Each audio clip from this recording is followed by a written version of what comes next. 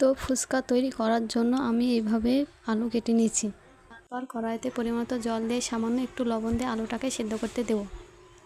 দেওয়ার পর তেঁতুলগুলোকে ভালো করে ধুয়ে জলে ভেজাতে দেব। আলুটা সিদ্ধ হতে হতে পেঁয়াজ আর কাঁচা লঙ্কা কেটে নেব। এদিকের কাজ হতে হতে আলুগুলো সিদ্ধ হয়ে গেছে। এবার আলুগুলো তুলে নেব।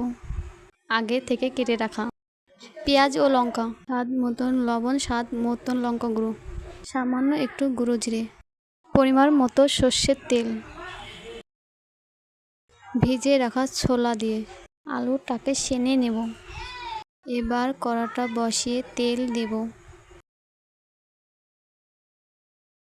তেল গরম হওয়ার পর ফুচকাগুলো ভেজে নেব।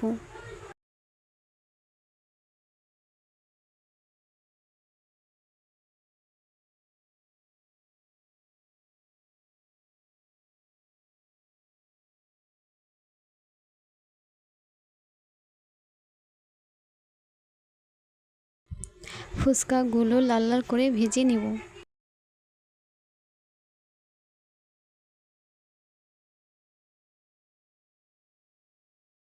এক এক করে সব ফুচকাগুলো ভেজে নেব।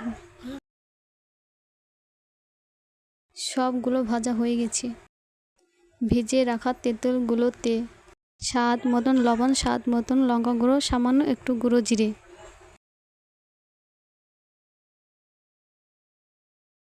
একটু লেবু চিপে দেব। তারপর ভালো করে নেড়ে দেব। হয়ে গেল আমাদের ফুচকা তৈরি করা।